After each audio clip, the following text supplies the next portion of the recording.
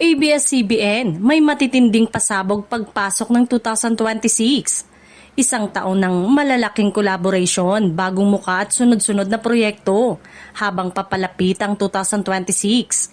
Kapansin-pansin ang agresibong paghahanda ng ABS-CBN para sa mas malaki at mas matapang na lineup ng entertainment offerings. Sa kabila ng mga pinagdaraanan nitong taon, hindi matatawaran ang determinasyon ng Kapamilya Network na manatiling nangunguna sa paggawa ng world-class content at paghatid ng dekalidad na programa sa sambayanan.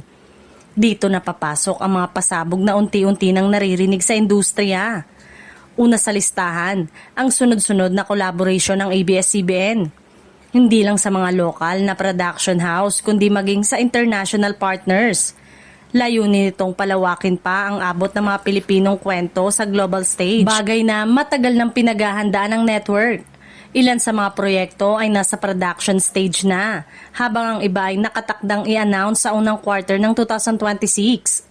Bukod dito, magiging masigla ang susunod na taon para sa teleserye fans dahil maraming bagong drama at action series ang nakalinya.